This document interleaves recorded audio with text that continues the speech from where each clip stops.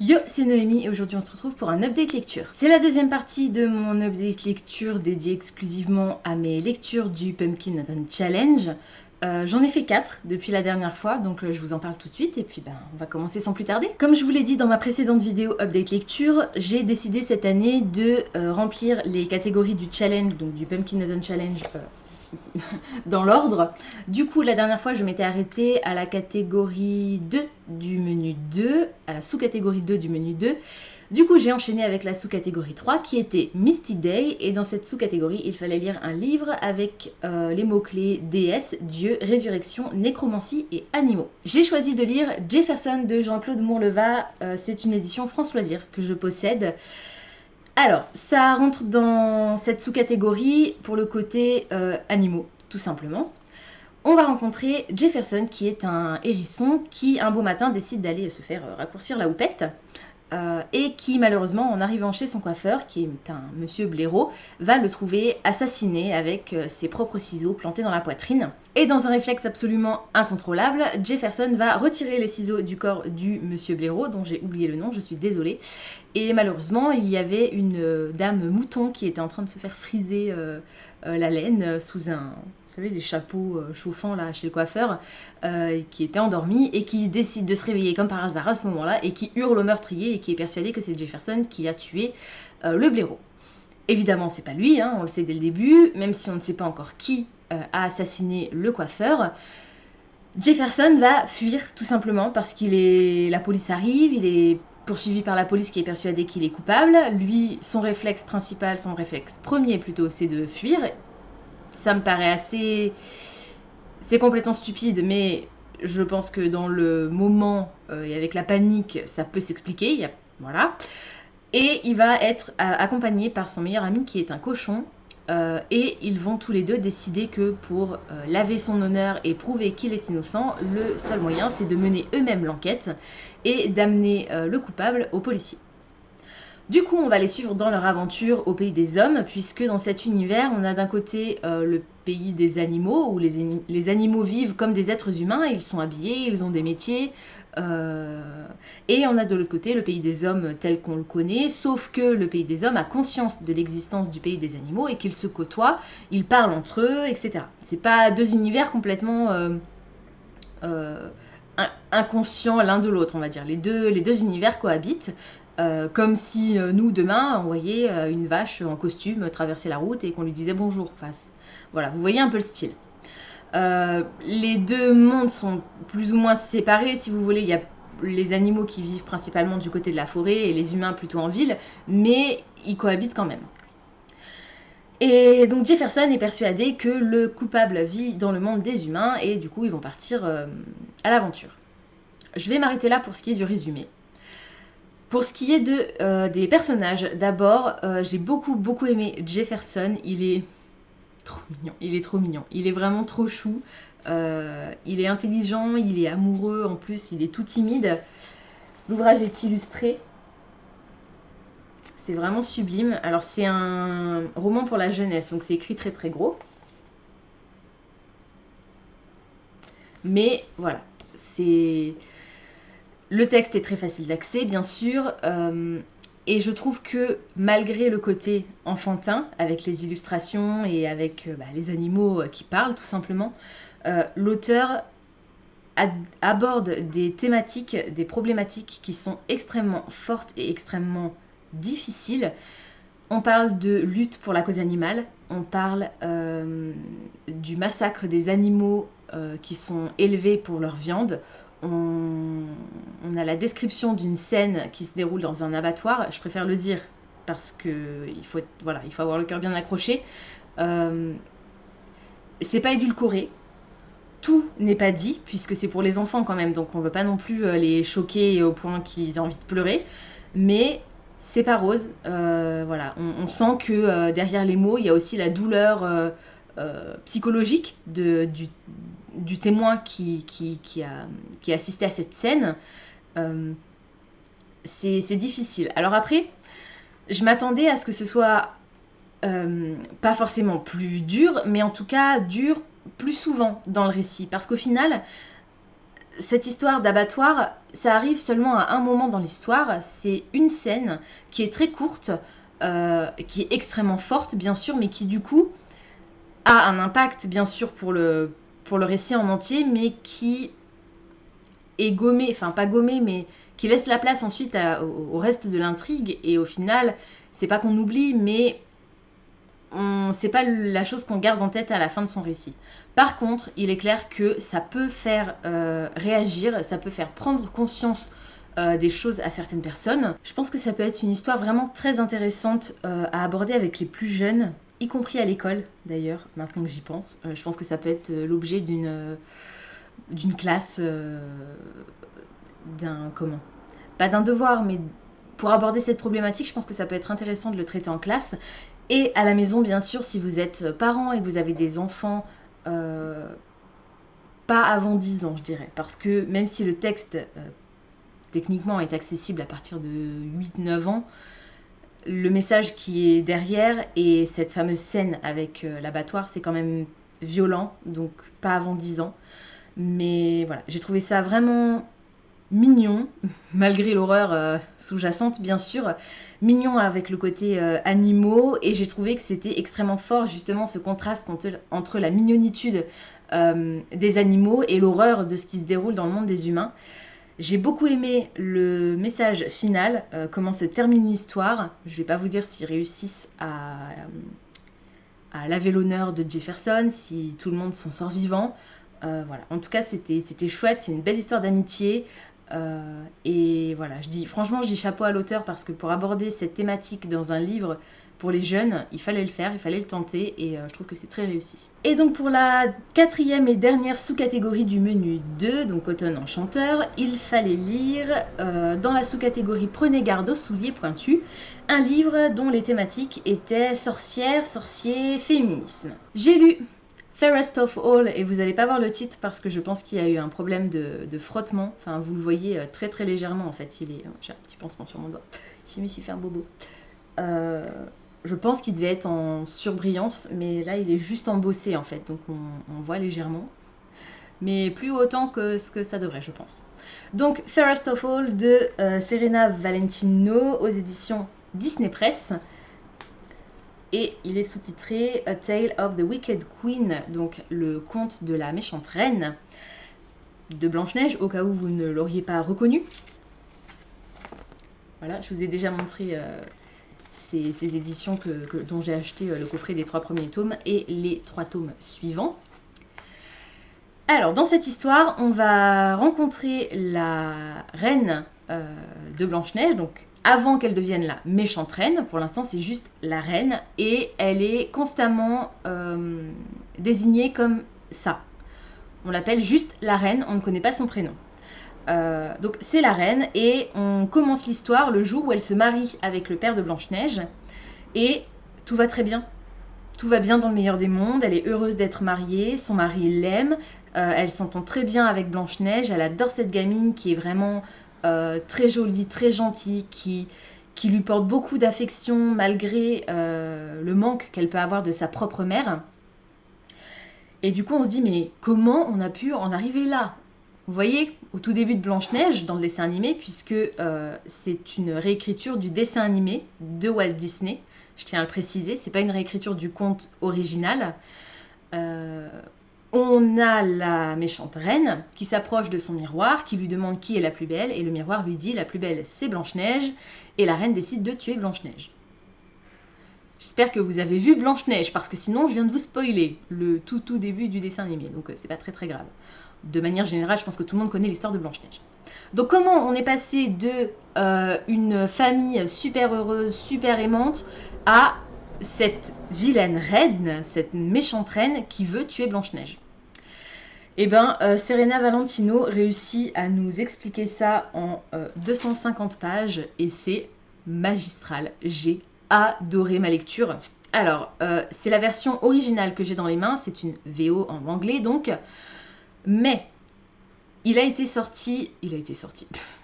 traduit pardon, en français par Hachette, je crois, et malheureusement pour l'instant il est plus disponible. Alors vous allez peut-être le trouver en occasion, mais alors à un prix exorbitant.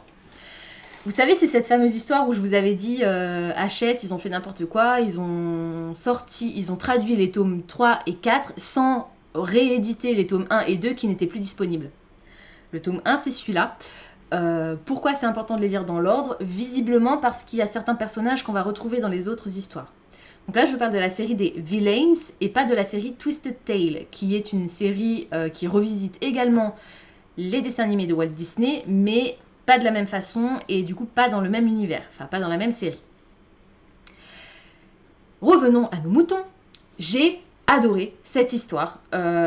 Et quand je vous dis que Serena Valentino met 250 pages pour nous amener au début de Blanche-Neige, c'est presque le cas parce que on retrouve exactement la scène mot pour mot dans le livre, mais ça n'arrive qu'à la page 200 peut-être. Donc pendant 200 pages, on a le cheminement de comment la reine est devenue la méchante reine, qu'est-ce qui a bouleversé sa vie, comment elle a acquis le miroir magique, comment elle en est venue à haïr Blanche-Neige alors qu'elle s'aimait tellement, vraiment, elle l'aimait comme sa propre fille. C'était génial, c'était génial, les personnages sont incroyables. Il y a un trio de personnages qui arrive à un moment qu'on appelle The Odd Sisters, donc c'est les sœurs étranges, les sœurs bizarres. Et ça m'a tout de suite fait tilt dans mon esprit, puisqu'en fait The Odd Sisters, c'est le nom du tome 6 de la série Villains, donc qui va probablement tourner autour d'elle. Et maintenant, je comprends mieux pourquoi on a la pomme empoisonnée de Blanche-Neige. Parce que quand j'ai commandé celui-ci, le tome 6, je voyais pas à quel... visuellement, j'avais compris que c'était Blanche-Neige, mais je voyais pas à quel personnage ça faisait référence, puisque pour moi, The Odd Sisters, elles n'existaient pas en fait, je voyais pas qui ça pouvait être. Et là, on a l'explication, on sait exactement qui elles sont, on sait ce qu'elles font, on sait comment elles interviennent dans l'histoire de la méchante reine, comment...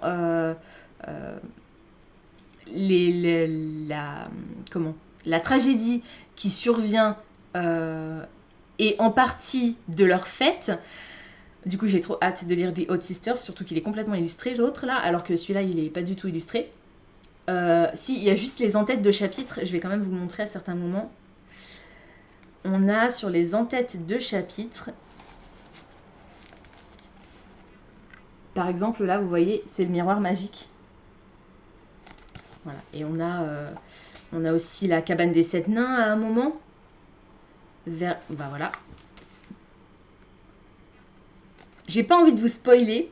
Du coup, je vais pas vous dire comment ça se termine, bien sûr. Hein. La question, c'est est-ce que ça se termine comme dans le dessin animé? Ou est-ce que l'autrice a créé une fin alternative pour ce personnage? Je vous laisserai découvrir ça. En tout cas, moi, j'ai été extrêmement satisfaite de cette fin. J'ai surkiffé la première moitié où on découvrait le personnage, son passé. Elle est tellement bien, franchement, elle est tellement chouette comme personnage. Enfin, ça m'a fendu le cœur quand elle est devenue la méchante reine. Voilà, parce que c'était en partie de sa faute, mais en partie pas que. Je vous dirai pas comment ça se déroule. Et à partir du moment où on arrive au moment exact où le dessin animé commence, là j'ai de nouveau surkiffé parce que je connaissais déjà presque tout. En fait, j'avais les dialogues, je les avais dans ma tête, même si moi j'ai toujours vu Blanche-Neige en français, donc je l'avais en français dans ma tête, mais je le lisais en anglais. Du coup, c'était rigolo parce que j'ai pu faire la comparaison entre les deux langues. Mais je vous dis, mot pour mot, c'est les mêmes paroles. Et c'était trop cool. Franchement, c'était trop cool. J'ai trouvé que le niveau de langue était vraiment très abordable. J'ai pas eu à chercher un seul mot dans le dictionnaire. Si vous avez envie de le tenter, tentez-le en VO. Et sinon, attendez un petit peu parce que je crois que Hachette va rééditer les tomes 1 et 2 début 2020. Et cette deuxième lecture de cet update me permet de valider le deuxième menu. Donc j'ai déjà validé 2 menus, je suis trop fière de moi, trop contente. Et il me reste 2 livres à vous présenter. Donc pour le troisième menu automne douceur de vivre, j'ai lu dans la première catégorie Jack aux lanternes, un livre qui devait parler soit d'Halloween, d'enfance, de Samhain ou de Feel Good. Feel Good 4. Et j'ai sorti Automne, une saison chez les sorcières de Anaïs Goldenberg aux éditions du Lumignon. J'allais dire du Petit Lumignon, mais non, c'est Lumignon, tout court. J'ai passé un super moment de lecture. dimanche, aujourd'hui on est jeudi, donc dimanche j'ai lu Fairest of All. J'avais lu juste un chapitre la veille, donc on peut dire que je l'ai lu en entier quasiment. Hein. Ensuite j'ai lu ça. C'est très très court, hein. C'est écrit très très gros, c'est illustré partout. C'est des illustrations pleine page, donc ça va très très vite. Voilà. Et j'ai lu un autre bouquin encore en entier et je vous en parle juste après. Pour l'instant, je vous parle de Automne. C'est le premier tome d'une tétralogie qui va suivre les sorcières toutes les saisons. Là, c'était l'automne, donc ça tombait parfaitement bien pour le Pumpkin Autumn Challenge. Et cette lecture rentre dans cette sous-catégorie puisqu'on est sur quelque chose d'assez enfantin, donc l'enfance, voilà. On parle pas vraiment d'Halloween, mais enfance, c'est sûr, et feel good carrément, parce que franchement, c'est juste un petit bonbon réconfortant. C'était vraiment génial, j'ai adoré. Donc, on va rencontrer les sorcières. Ah oui, et en plus, je vais dédicacer. J'avais fait dédicacer à Livre Paris cette année en mars. Donc on va rencontrer toute une flopée de petites sorcières qui vivent dans la forêt, qui sont en train de préparer la grande fête de l'automne pour célébrer l'arrivée de l'automne et surtout la course à la feuille d'or. Pour la course à la feuille d'or, c'est très simple. Le but, c'est d'être le premier à trouver une feuille toute dorée et donc qui a perdu sa jolie couleur verte du printemps et de l'été et qui est arrivée déjà avant les autres en automne.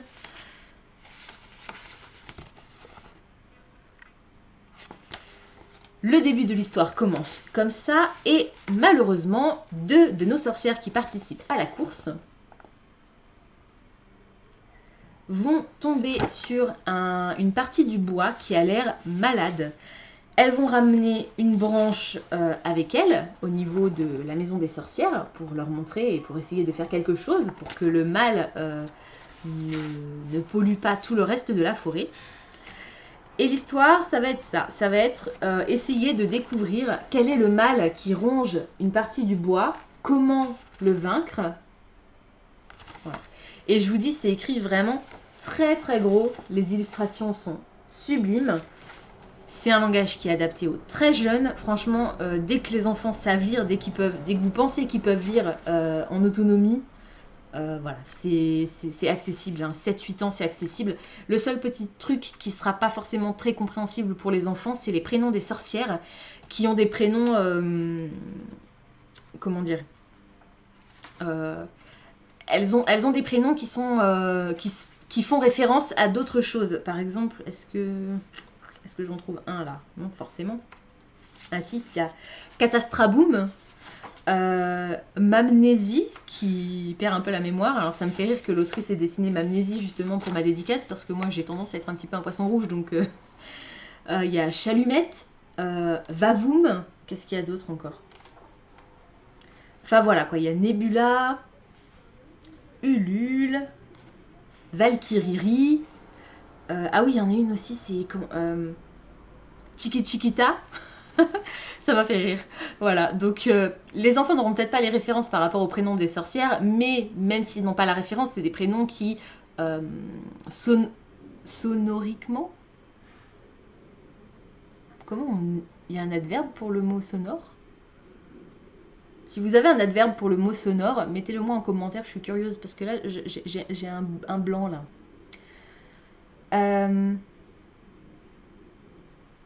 Acoustiquement, peut-être? Je ne sais pas. Bref, à l'oreille, ça sonne drôle. Donc voilà, ils vont quand même se marrer, même s'ils ne comprennent pas complètement à quoi fait référence le prénom des sorcières.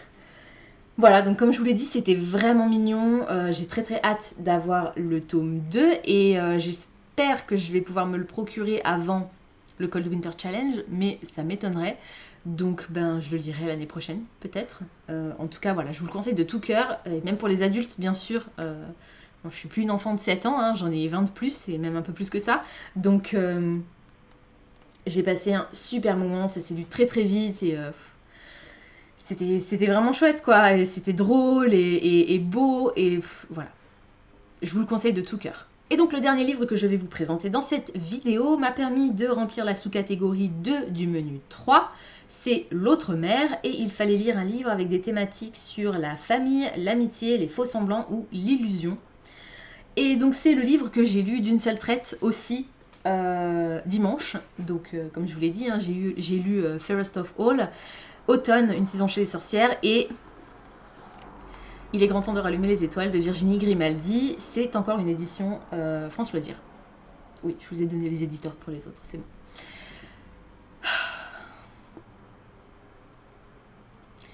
Virginie Grimaldi. Voilà. Je vous avais parlé de Tu comprendras quand tu seras plus grande de la même autrice que j'avais adorée. Elle m'avait fait verser toutes les larmes de mon corps à la fin de ce roman. Je n'ai pas pleuré dans Il est grand temps de rallumer les étoiles, mais j'ai pas arrêté de rigoler avec Lily, oui c'est bien ça, j'avais un petit doute sur son prénom. Lily, donc qui est la cadette qui a 12 ans. Chloé m'a un petit peu saoulée, c'est l'ado de 17 ans. Il y a certaines de ses réactions qui m'ont profondément énervée, même si c'est une ado, donc on peut dire que c'est parce que c'est une ado qu'elle réagit comme ça, mais bon. Ça m'a quand même agacée. Et la mère, Anna, voilà, elle était aussi extraordinaire et très très drôle. Si je commençais par vous raconter de quoi ça parle, ça pourrait être une bonne idée. Donc, on va suivre Anna qui a 37 ans et qui vit à Toulouse avec ses deux filles, Chloé, 17 ans, et Lily, 12 ans.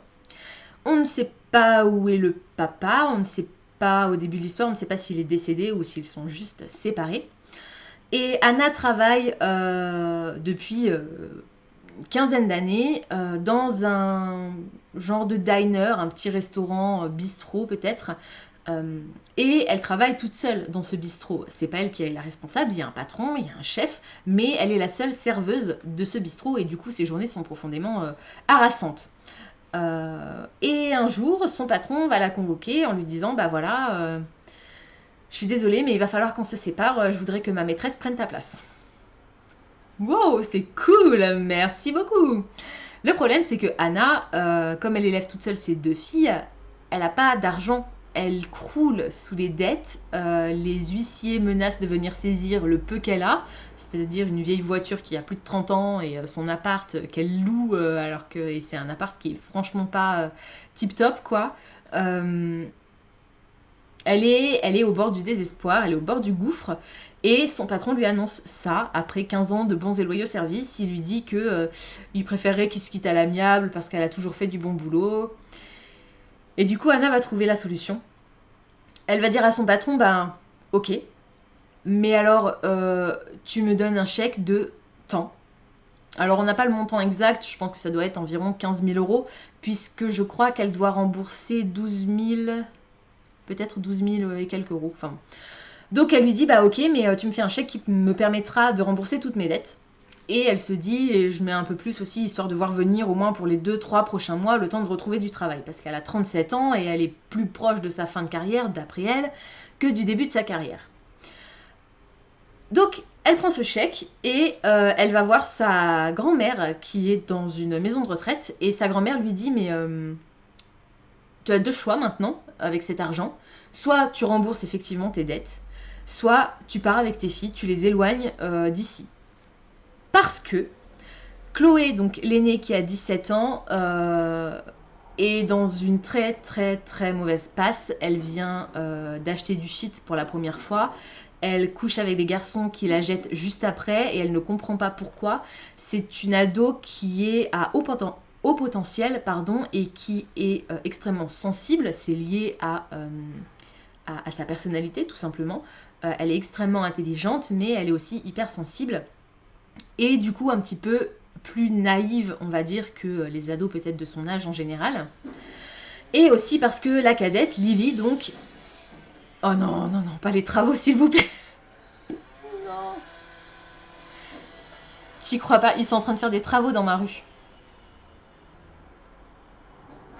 Forcément c'est le seul jour où il fait beau. Alors, ils sont en train de repeindre le couloir de l'immeuble et en plus ils font des travaux dans la rue. Bon. Alors je vais essayer de parler de façon à ce que vous entendiez ma voix mélodieuse plutôt que les coups de marteau-piqueur et de je ne sais quoi là. Et donc je disais qu'en plus de ça, Lily, donc la cadette qui a 12 ans, est harcelée à l'école.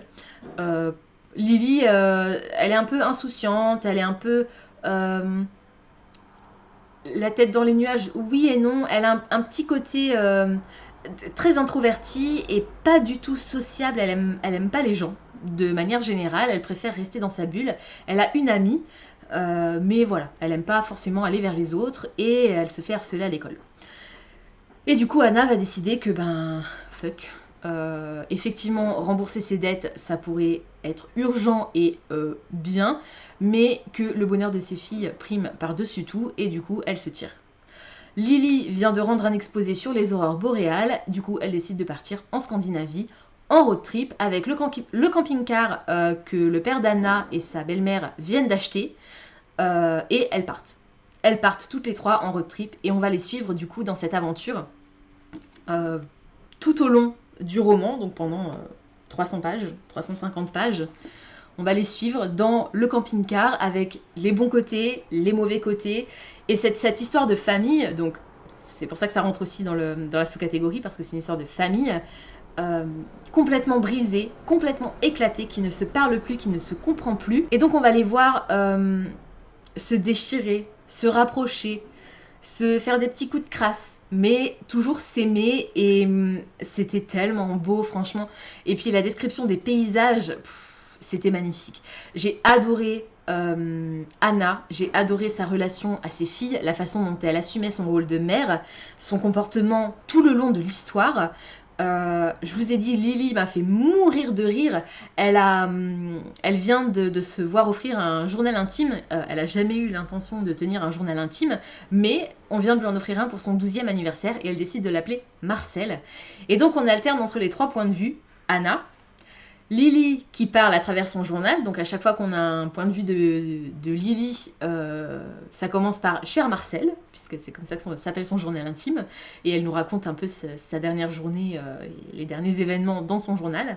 Et on a Chloé, donc l'ado de 17 ans, qui enchaîne les conneries sans se rendre compte à quel point ce qu'elle fait peut être grave et dangereux pour elle-même. Et on a donc voilà, Anna qui essaye de faire en sorte que toute la petite famille se réunisse de nouveau. Voilà. On va apprendre ce qui s'est passé avec leur père. Je m'y attendais pas. L'autrice aborde un sujet difficile, extrêmement difficile. C'est abordé très tardivement dans l'histoire, puisque Chloé ne découvre la raison pour laquelle ses parents ne sont plus ensemble, elle le découvre quasiment à la fin de l'histoire. Moi j'avais un petit peu des soupçons, mais comme elle le découvre qu'à la fin de l'histoire, on a un chapitre du point de vue d'Anna qui raconte ce qui s'est passé à l'époque. Ensuite, on a un petit peu un chapitre de transition pour dire comment Chloé réagit à ça.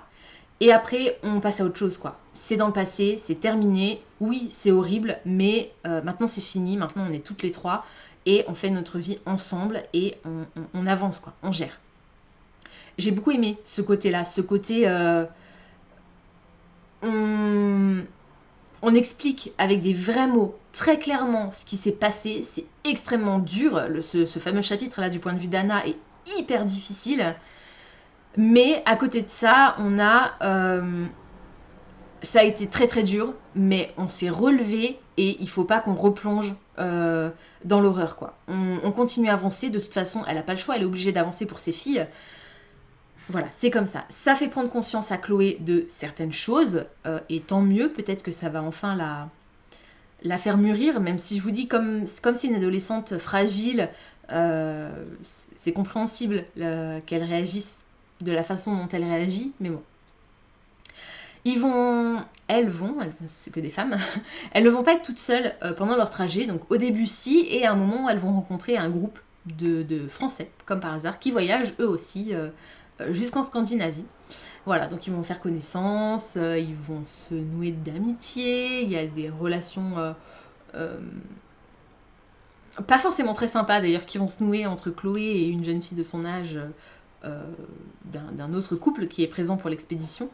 Et voilà, tout était génial dans ce bouquin. Les chapitres sont extrêmement courts. C'est des chapitres qui font 5 pages maximum, 4 pages, 5 pages maximum. Donc ça va super vite. Le côté alternance des points de vue est génial parce que du coup, on a vraiment les points de vue de tout le monde en fait, les points de vue de ces 3 femmes, la façon dont chacune ressent les événements, et c'est génial, franchement c'était extraordinaire. Je suis certaine de continuer à lire les œuvres de Virginie Grimaldi. J'en ai encore une dans ma palle, je sais plus laquelle c'est. Le parfum du bonheur est plus fort sous la pluie, je crois que c'est ça. En plus j'adore ces titres, enfin voilà, rien que le titre de ces romans est génial. Je crois que son dernier roman, donc Quand nos souvenirs viendront danser, je crois qu'il va sortir en version collector au mois de novembre peut-être. J'ai un doute maintenant, peut-être en décembre. Enfin bon, c'est pas grave, je vous le redirai de toute façon dans une wishlist prochaine. Voilà, donc franchement je vous conseille de tout cœur, si vous n'avez pas encore découvert l'autrice, foncez. Visiblement vous pouvez prendre n'importe lequel de ces bouquins, ça va marcher. Tu comprendras quand tu seras plus grande m'a fendu le cœur. Il est grand temps de rallumer les étoiles aussi, mais pas de la même façon. Voilà, j'ai adoré. Et la fin de cette histoire, parce que je vous ai pas parlé de la fin, forcément j'ai pas envie de vous spoiler, donc je vais rien vous dévoiler. Mais là pareil, je me suis dit mais hein, quoi? Donc mais c'était cool, franchement c'était cool. C'est le truc auquel on s'attend, mais pas du tout. À aucun moment on se dit que ça peut arriver, que je peux pas vous dire quoi. Et quand on lit, on se dit hein, ah mais trop cool, franchement. Voilà, c'était génial, c'était génial, c'était génial.